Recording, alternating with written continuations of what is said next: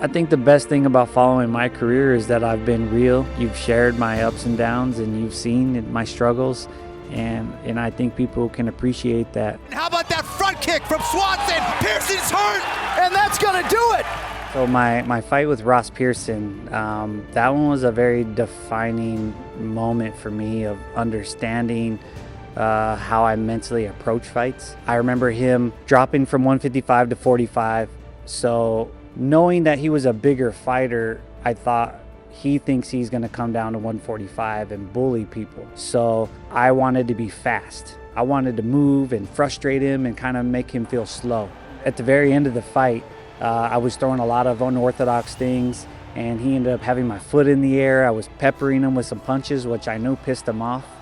And earlier than that, I dropped him in the first round, but I stepped on his foot when I hit him, so I knew that I didn't hurt him, and everybody was like, why didn't you follow up? But it's like, I took the opportunity to kind of stand over him and poke at his ego.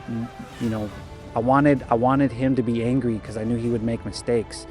So at the very end of the fight, when he came at me, he dipped his head down, and he looked like he wanted to do a flying knee, and I caught him with a check hook, and that was the only reason why I dropped him, was because he looked away for a second. Cub Swanson has done it! So I knew my best chance of winning was to get in his head, make him start fighting, not smart, but just kind of like an ogre. You know, it worked out my way, and I've been able to, you know, kind of explain that to fighters that I mentor over the years of a perfect example of how you can break somebody down little by little. I was playing a NBA Live, I believe, and I made a player and got drafted to Toronto because I was going to go fight in Toronto. And every time they threw the ball up, they went up, and I remember seeing the leaf on the Toronto scoreboard in the dead center. And I remember right when me and Charles were about to fight, and I was kind of just trying to stay loose and tell myself to stay calm, I looked up and I saw the exact same thing that I saw in the video game, and I was like, oh crap, I'm here. And it just kind of was like a reminder of like how far I've come. I think I took the fight like 6 or 7 weeks, which is a little shorter than I like, but I had been training. But I was pretty chubby at the time, and I literally was at a concert with Clay Guida. I had just eaten 2 bacon wrap hot dogs, and then we went to In-N-Out, and I had In-N-Out and a shake.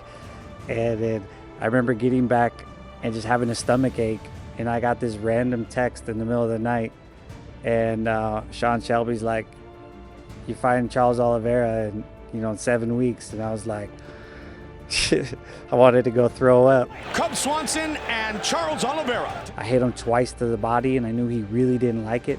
So the last one, I had been working on this move where I kind of double pump, and it's very hard. You kind of got to be athletic to be able to do it. But I threw the punch, and then I re-threw the punch with just like an arm pump, and I went over his defense and hit him right in the temple. Over the top. And he's hurt. Yeah, he's done. And it is all over. He's done. Cub Swanson by knockout. When he hit the ground, I was almost in shock. When they're announcing my name, I'm just sitting there kind of blank staring. And I remember realizing there's a camera on me, and they're about to raise my hand, and I was telling myself, hey, smile, stupid, like you just won. And going, I have this weird smile. So that was pretty crazy. So the Dennis Seaver fight was pretty crazy because it was the first time I had gone back to Las Vegas after mostly fighting in Las Vegas with the WEC. I traveled around a bit, and I was on the huge card, and I was on the main card.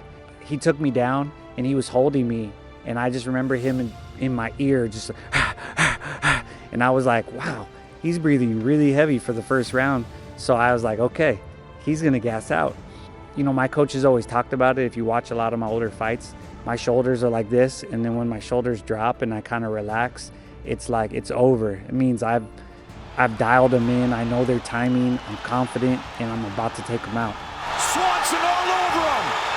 Cub Swanson looking to finish. It is all over. Beautiful. When I knocked him out, I remember putting up my hands, and the crowd was just crazy. And I remember like kind of panning the crowd, And the craziest thing of my career happened at that point is two of my childhood idols, Mike Tyson and Roy Jones Jr., they were both sitting front row, standing and clapping. And I remember just looking around and seeing them going, holy shit, like I'm on the other end, you know, and that blew my mind. This fight is important to people because it's dramatic.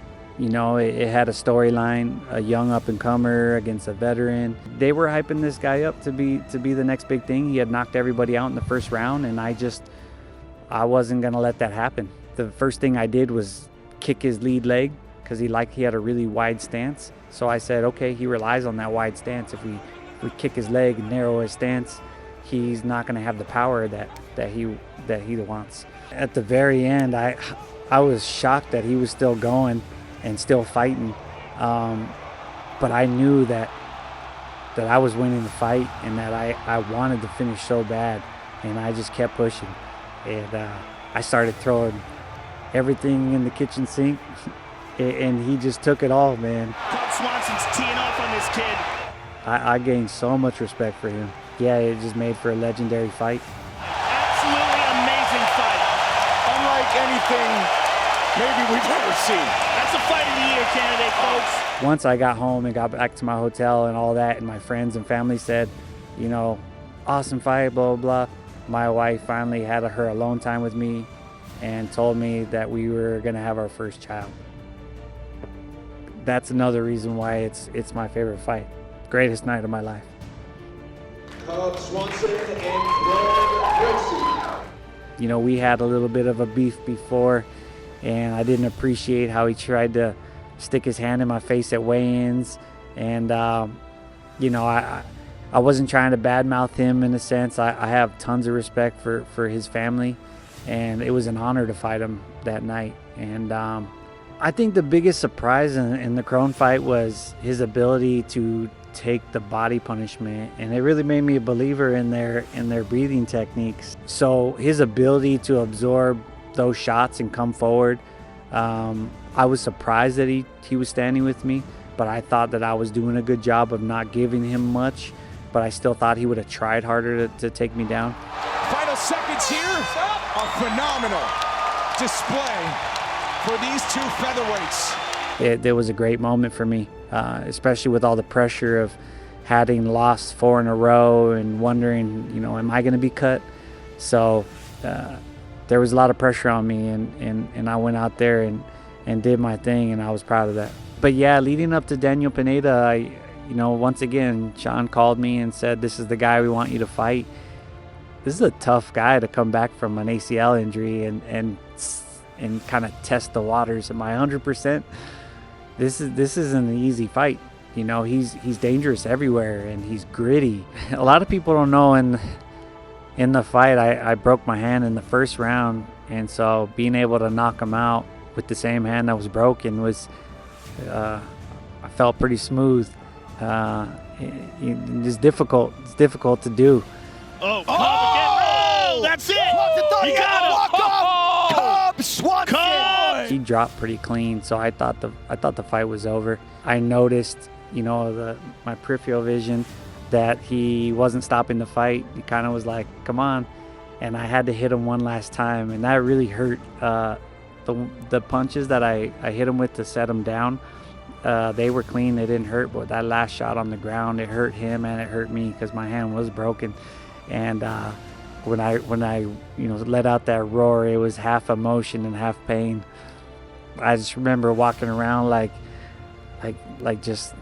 wanting to tell everyone F off, you know, like I was reminding people that I'm a bad man, you know, and I was really getting sick of people doubting me. You know, my favorite thing about that fight is my cornerman and longtime manager gave me a hug after the fight.